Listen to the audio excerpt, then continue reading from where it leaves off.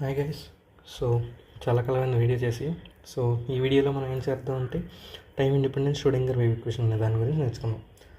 అయితే ఈ time independent Schrodinger equation అనే దాంట్లో ఈ ష్రోడింగర్ అనే ఆయన ఏం చేస్తాడంటే డి బ్రోగ్లీ వేవ్ లెంత్ ఉంది కదా, de Broglie wave length and classical wave equation ఈ రెండు వాటికి లింక్ చేస్తాడనమాట. ఈ రెండు వాటికి లింక్ చేసి ఒక పార్టికల్ యొక్క వేవ్ ప్రాపర్టీ తీసుకురావడానికి ఆ వేవ్ ప్రాపర్టీకి లింక్ అయి ఉన్న వేవ్ ఫంక్షన్ తీసుకురావడం కోసం ఇది చేస్తారనమాట. అయితే ఇది టైం ఇండిపెండెంట్ కాబట్టి మనకు ఫైనల్గా వచ్చే ఈక్వేషన్లో టైం మీద డిపెండ్ అయ్యే టర్మ్ అనేది ఉండదన్నమాట.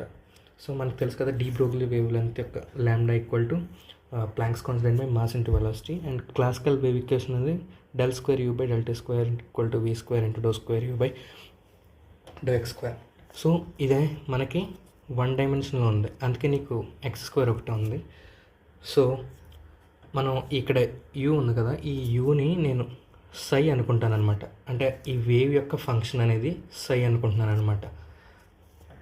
సో ఫస్ట్ ఈ క్లాసికల్ వేవ్ ఈక్వేషన్ని 3 డైమెన్షన్లో రాసుకుందాం. అంటే ఒక వేవ్ అనేది మనకి 3 డైమెన్షన్లో ప్రాపగేట్ అవుతున్నప్పుడు ఈ యూ ప్లేస్లో సై పెట్టుకున్నాను అంతే. Okay, so del square psi by del t square equal to v square into do square psi by, so 3 డైమెన్షన్లు వెళ్తే do square psi by do x square plus do square psi by do y square plus do square psi by do z square కదా. అయితే దీన్ని మనం ఎలా రాసుకోవచ్చు అంటే v square into del square psi అని రాసుకోవచ్చు అనమాట. సో ఈ అన్నట్లో సై కామన్ తీస్తాను, ఇది అన్నట్లో సై కామన్ తీస్తే అది ఎలా వస్తుందంటే మనకి v square into del square by del x square plus del square by del y square plus del square by del z square into psi కదా. సో ఇది ఉంది కదా, ఇది ఒక ఆపరేటర్ అనమాట. దీన్ని మనం ఏమంటాం అంటే లాప్లేషియన్ ఆపరేటర్ అంటాం. లాప్లేషియన్ ఆపరేటర్ అంటాం. సో దాన్ని డెల్ స్క్వేర్తో డినోట్ చేస్తాం, అందుకని ఇక్కడ మనకి డెల్ స్క్వేర్ వచ్చిందనమాట. అర్థమైంది కదా. అయితే ఇప్పుడు నాకు సై వాల్యూ ఎంతో తెలియదు కదా, సో ఆ సై వాల్యూ ఎంతో తెలియదు. సో దానికోసం నేను సై ఒక వాల్యూ ఎజ్యూమ్ చేసుకుంటున్నా, ఇలా ఉండొచ్చు అని. సైన్ ఒమేగా టీ అంటే ఈ వేవ్ ఈక్వేషన్ యొక్క సొల్యూషన్ అనేది ఈ విధంగా ఉండొచ్చు అని అనుకుంటున్నాను అనమాట. కాకపోతే మనకి ఒమేగా అంటే ఏంటి, 2π న్యూ అని తెలుసు కదా. So psi equal to psi naught sine 2π nu t. Okay, so ఇప్పుడు ఏం చేస్తానంటే నాకు ఇక్కడ ఈక్వేషన్లు ఎలా ఉన్నాయి, డెల్ స్క్వేర్ వేరే కలర్ యూస్ చేద్దాం, డెల్ స్క్వేర్. కానీ మనకి ఇక్కడ ఉంది సైన్ నాట్ అనేది సింగిల్, లైక్ దేంతో డిఫరెన్షియేట్ చేయకుండా ఉంది. కాకపోతే ఇక్కడ మనకి ఈ పైన చూసుకుంటే మనకి ఇది డబుల్ డిఫరెన్షియేట్ అయిందనమాట విత్ రెస్పెక్ట్ టు టీతో. సో దీన్ని నేను ఏం చేయాలి, డబుల్ డిఫరెన్షియేట్ చేస్తాను అనమాట ఇప్పుడు. సో దీన్ని డబుల్ డిఫరెన్షియేట్ చేస్తే సో ఇక్కడ del psi by del t equal to sine naught, సైన్కి డెరివేటివ్ ఏంటి cos 2π nu t with respect to టీతో చేస్తున్నాను కాబట్టి ఇదంతా మల్టిప్లై అవుతుంది అనమాట దానికి. ప్లస్ సైన్కి మైనస్ కాస్ ఉంటుంది కాబట్టి ఇలా వస్తుంది 2π న్యూ. ఓకే, ప్లస్ సరిపట్ల ఈక్వల్ టు సైన్కి minus cos, so sine out అనేది కాన్స్టెంట్. సో 2π న్యూ అనేది ముందుకు వచ్చేస్తుంది కాస్ 2π న్యూ టీ. జాగ్రత్తగా గుర్తుంచుకోండి, ఇది న్యూ, ఇది వి వేరు న్యూ వేరు. న్యూ అంటే ఫ్రీక్వెన్సీ, వి అంటే వెలాసిటీ. ఓకే, సో నెక్స్ట్ మనకి ఇక్కడ డబుల్ డెరివేటివ్లో ఉంది, కానీ నేను ఇంకా సింగిల్ డెరివేటివ్ చేసాను ప్రస్తుతానికి. So del square psi by del t. So కాస్కి డెరివేటివ్ మళ్ళీ సైన్, కాకపోతే ఇక్కడ మైనస్ ఉండదు. 4 మళ్ళీ 2π nu into 2π nu 2π square nu square sine 2π nu t. Okay, ఇలా వచ్చింది మనకి. కాకపోతే మీరు ఇక్కడ జాగ్రత్తగా గమనించారంటే ఇంకోటి చేయొచ్చు. నేను ఇక్కడ 4π స్క్వేర్ న్యూ స్క్వేర్ ఉంది కదా, -4π న్యూ స్క్వేర్ అలా ఉంచేసి దీన్ని ఎలా రాసుకోవచ్చు, సైన్ నాట్ సైన్ 2π న్యూటీ అని రాసుకోవచ్చు కదా. సో మీరు జాగ్రత్త చూసారంటే సై ఉంది కదా, సై ఈక్వల్ టు ఎంత, సైన్ నాట్ సైన్ 2π న్యూటీ. ఇక్కడ నాకు ఎంత ఉంది, సైన్ నాట్ 2π న్యూటీ. సో దీనంతా నేను ఎలా రాసుకోవచ్చు, -4π² న్యూ స్క్వేర్. దీనంతా మళ్ళీ నేను సై అని రాసుకుంటా. Okay, del square psi by del t square equal to 4π² nu square psi. Next వచ్చేసి del square psi by del t square equal to, ఇక్కడ నాకు ఏం తెలుసు అంటే న్యూ ఈక్వల్ టు v/λ, ఈ రిలేషన్ అనమాట. Frequency equal to velocity by wave length. So ఈ equation నేను దీంట్లో సబ్స్టిట్యూట్ చేశానంటే 4π² న్యూ బదులు నేను ఏం రాయొచ్చు, v/λ² ఇంటూ సై. సో దీన్ని ఎలా రాసుకోవచ్చు, 4π² v²/λ² ఇంటూ సై. సో నాకు del square psi by del t square ఈ వాల్యూ ఎంత వచ్చింది, 4π² న్యూ స్క్వేర్/λ² ఇంటూ సై. కాకపోతే మనకి ఇంకో రిలేషన్ ఉంది, మర్చిపోయామా. del square psi by del t square అంటే వాల్యూ అది కదా, v² del square psi. So ఈ రెండింటిని ఈక్వేట్ చేస్తాను అనమాట. సో దీన్ని ఈక్వేషన్ 1 అనుకుంటా, దీన్ని ఈక్వేషన్ 2 అనుకుంటా. సో ఈక్వేషన్ 2 తీసుకొచ్చి ఈక్వేషన్ 1లో 2 and 1, సరేనా. సో ఈ ఈక్వేషన్లో పెడతా. అప్పుడు నాకేమవుతుంది, ఈ del square psi by del t square ప్లేస్లో ఇది పెట్టుకొని ఈక్వల్ టు v² అది రాస్తాను అనమాట. సో అప్పుడు నాకేమవుతుందంటే -4π² v²/λ² సై ఈక్వల్ టు అదేంటి, v² del square psi కదా. సో ఇక్కడ మనం సై క్యాన్సిల్ అయిపోద్దని క్యాన్సిల్ చేసేయకూడదు. ఇది ఆపరేటర్ అన్నమాట. ఇది ఆపరేటర్ దీని మీద యాక్ట్ చేసిన తర్వాత మనకు రిజల్ట్ వస్తుంది, అప్పుడు క్యాన్సిల్ చేసుకోవచ్చు కావాలితే. కానీ ఇక్కడ ఆపరేటర్ ఒక దాని మీద యాక్ట్ చేస్తున్నప్పుడు మనం క్యాన్సిల్ చేయలేము అంతే డైరెక్ట్గా. సో మనం ఏం చేస్తామంటే దీన్ని ఇటు సైడ్ తీసుకొచ్చుకుంటాం. అప్పుడు ఏమవుతుంది, v² del square psi okay plus 4π² v²/λ² psi equal to 0. కాకపోతే నాకు ఒక రిలేషన్ తెలుసు, ఏంటంటే λ ఈక్వల్ టు h/mv కదా. ఇందాక చెప్పాను కదా, డి బ్రోగ్లీ రిలేషన్తో క్లాసికల్ వేవ్ ఈక్వేషన్ కనెక్ట్ చేస్తానని. సో ఆ కనెక్షన్ ఇక్కడ వాడుతున్నాను అనమాట. λ వాల్యూ h/mv అనేది ఈ λ² నేను కనెక్ట్ చేస్తున్నాను. సో ఈ λ² నేను వాల్యూ సబ్స్టిట్యూట్ చేసుకోవడం అనమాట. So v² del square psi plus 4π² v²/λ value అంతా h/mv whole square into psi equal to 0 కదా. సో దీన్ని ఇంకా సింప్లిఫై చేద్దాం.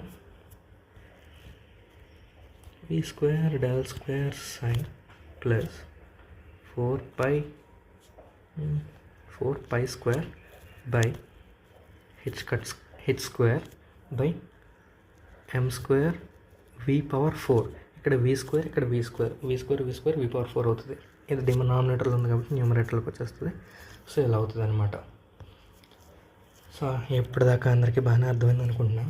ఒకవేళ ఫాస్ట్గా అయిపోతుంటే ఒకసారి మీరు వెనక్కి వెళ్ళి కూడా చూడండి. ఓకే, అయితే నేను ఒక చిన్న మిస్టేక్ అని కాదు, నేను అది ఇప్పటికి కూడా కవర్ చేసుకోవచ్చు.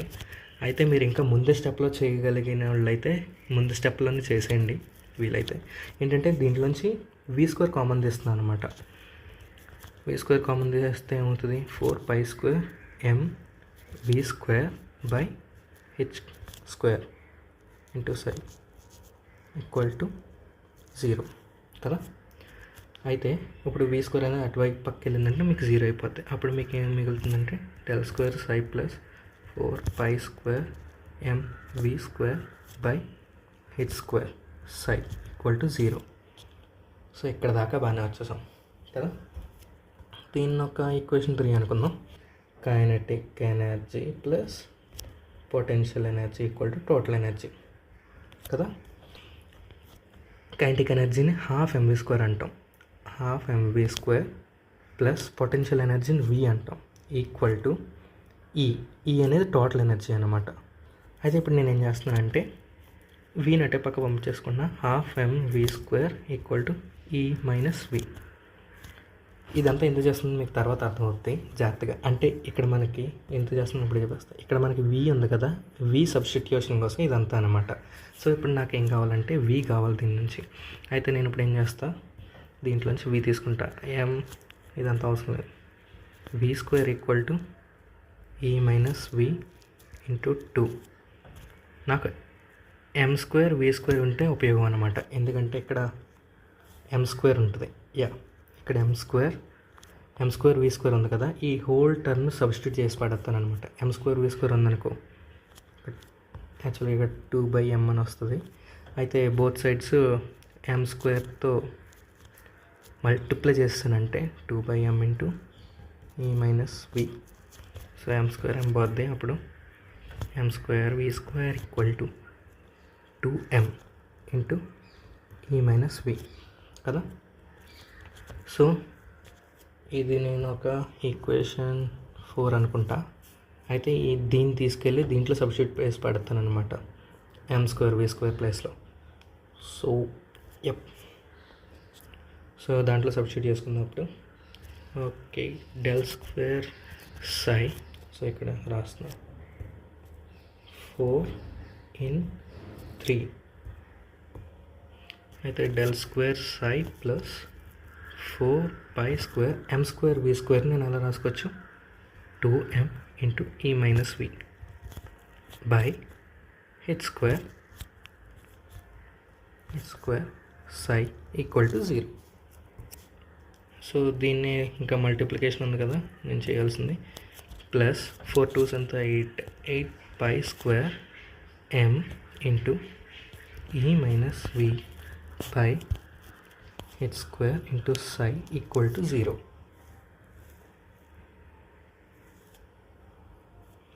ఈ ఈక్వేషన్ ఉంది కదా, సో మనం ఈ ఈక్వేషన్ని ష్రోడింగర్ టైం ఇండిపెండెంట్ ఈక్వేషన్ అని అంటాం అనమాట.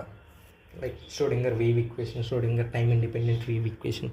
సో నేను సింపుల్గా టైస్ అని రాస్తున్నాను, మీరు ఎగ్జామ్లో మాత్రం ఫుల్గా రాసుకోండి time independent Schrodinger equation. So దీన్ని ఫర్దర్గా మనం ఇంకా సింప్లిఫై చేయొచ్చు అనమాట. దీన్ని ఎలా సింప్లిఫై చేయొచ్చు అంటే ఇలా రాసుకోవచ్చు, del square psi plus 2m by h cut square into E minus V into psi equal to 0. So ఈ హెచ్ కట్ అంటే దీన్ని కొంతమంది హెచ్ కట్ అంటారు, కొంతమంది హెచ్ బార్ అంటారు. H cut equal to h/2π అనమాట. సో హెచ్ కట్ స్క్వేర్ అంటే మీకు హెచ్ స్క్వేర్ బై 4π² కామన్ తీస్తే దీంట్లో మీకు 2 అనేది మిగులుతుంది. So 2π/h. సో ఇది చాలా సింపుల్, మీరు చేసేయచ్చు, అంత కష్టం కాదనుకుంటున్నాను, అందుకే నేను ఎక్స్ప్లెయిన్ చేయట్లేదు. ఒకసారి పెన్ పెట్టి చేస్తే మీకు ఈజీగా వచ్చేస్తుంది. సో ఇంకేమన్నా డౌట్స్ ఉంటే మీరు కామెంట్స్లో అడగచ్చు ఒకవేళ రాకపోతే. సో దీన్ని వేరే విధంగా ఎలా రాసుకోవచ్చు అంటే del square psi plus 2m by h cut square E minus V into psi equal to 0 ఉంది కదా. సో దీన్ని నేను ఏం చేస్తానంటే బోత్ సైడ్స్ 0ని దీన్ని హెచ్ కట్ స్క్వేర్ బై 2mతో మల్టిప్లై చేస్తాను. H cut square by 2m. So 0తో మల్టిప్లై అయినప్పుడు ఇది ఎలాగో 0 అయిపోద్ది కదా. అయితే ఇట్ సైడ్ ఈ ముద్ద చూద్దాం, H cut square by 2m into del square psi plus ఇక్కడ 2m ఇక్కడ హెచ్ కట్ స్క్వేర్ ఇక్కడ హెచ్ కట్ స్క్వేర్ క్యాన్సిల్ అయిపోయి E minus V into psi equal to 0 ఇక్కడ దాకా వచ్చింది కదా. అయితే ఇప్పుడు ఏం చేస్తానంటే చిన్న చిన్న ట్రాన్స్ఫర్మేషన్స్ అటు ఇటు చేద్దాం.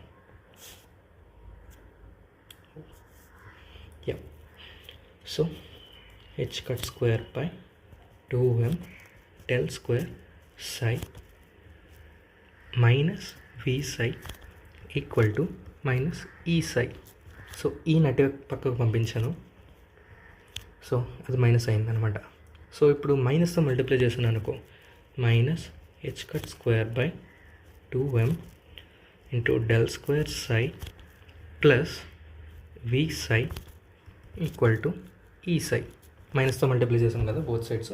సో అందుకని మనకి ఇలా వచ్చిందనమాట. సో అయితే దీంట్లో సై అనేది కామన్ తీస్తున్నా, క్యాన్సిల్ చేయట్లేదు, కామన్ తీస్తున్నా. సో అప్పుడు నాకు H cut square by 2m del square plus v into psi equal to E psi. So ఈ వాల్యూ ఇది ఉంది కదా, సో దీన్ని ఏమంటారంటే హామిల్టోనియన్ ఆపరేటర్ అంటారు అనమాట. దీన్ని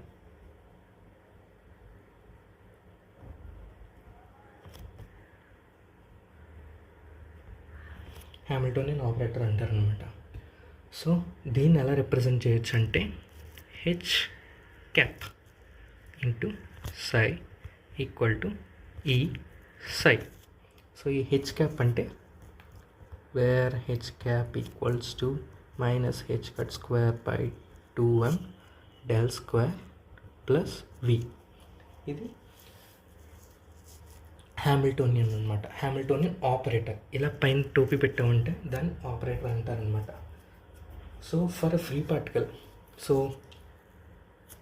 this is the Schrodinger equation, famous Schrodinger equation. ఇప్పుడు మిమ్మల్ని ఎవరినైనా అడిగారు అనుకో అండర్ గ్రాడ్యుయేట్ లెవెల్లో, సో మిమ్మల్ని ఎవరైనా అడిగారంటే what is the Schrodinger equation అంటే H psi equal to E psi, H cap psi. Okay, so దీన్ని నోట్ అప్పాల పడిచేద్దాం. For a free particle, so free particle అనేది తీసుకున్నాం అనుకో మనం. ఫ్రీ పార్టికల్ అంటే ఏంటంటే అది దేని ఇన్ఫ్లుయెన్స్లో లేదనమాట. అది ఏ యాటమ్ దగ్గర కానీ ఏ మాలిక్యూల్ దగ్గర కానీ సంథింగ్, అంటే అది ఏ పొటెన్షియల్ని ఎక్స్పీరియన్స్ చేయట్లేదు అనమాట. అంటే ఎలాగంటే ఒక ఖాళీ విశాలమైన యూనివర్స్ తీసుకుని దాంట్లో ఒకే ఒక ఎలక్ట్రాన్ పెట్టామంటే దాని మీద ఏ ఫోర్స్ కానీ ఏ పొటెన్షియల్ కానీ లేదు కదా, అలాంటి దాన్ని ఫ్రీ పార్టికల్ని ఎజ్యూమ్ చేసుకుంటాం. ఫ్రీ పార్టికల్ అనేది ఎప్పటికీ ఉండదు, కాకపోతే మనం ఎజంప్షన్లో తీసుకుంటాం అనమాట. జనరల్గా ఒక ఐడియల్ కేసుని విజువలైజ్ చేసుకుని దాని నుంచి మనం ఎలా ఆన్సర్ని తీసుకుని వచ్చి దాన్ని రియాలిటీలో మనం ఎలా అప్లై చేయగలం అనే దాన్ని, ఐ మీన్ అడ్వాన్స్డ్ లెవెల్స్లోకి వెళ్ళే కొద్దీ మీకు తెలుస్తూ ఉంటుంది. Like particle in a box and particle in simple harmonic accelerator. So ఇలాంటివన్నీ ఐడియలైజ్డ్ కేసెస్ అనమాట. So just for name sake like, so ఈ ఫ్రీ పార్టికల్ అనేది దీనికి v ఈక్వల్ టు 0, పొటెన్షియల్ అనేది ఉండదు అనమాట. దాని పొటెన్షియల్ అనేది యాక్ట్ చేయదని తీసుకుంటాం.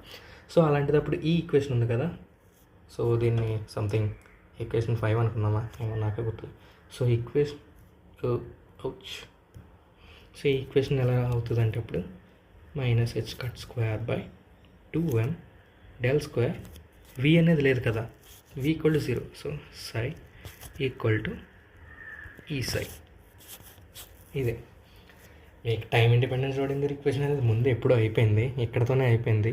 కాకపోతే ఇది దాని సింప్లిఫికేషన్ అనమాట. టైం ఇండిపెండెన్స్ ష్రోడింగర్ ఈక్వేషన్ యొక్క సింప్లిఫికేషన్. ఎక్కడి వరకు రాయాలి ఎగ్జామ్లో రాసేటప్పుడు, ఇది ఒకవేళ మీ ఇష్టం, ఎగ్జామ్ రాసేటప్పుడు అడిగితే అప్పుడు మీరు రాయొచ్చు ఫర్ ఫ్రీ పార్టికల్ అనేది. So that's it guys, thank you for listening. So ఇది పీడిఎఫ్ కింద నా వీడియోలో లింక్ డిస్క్రిప్షన్లో షేర్ చేస్తా. So no worries. Okay, all the best, by.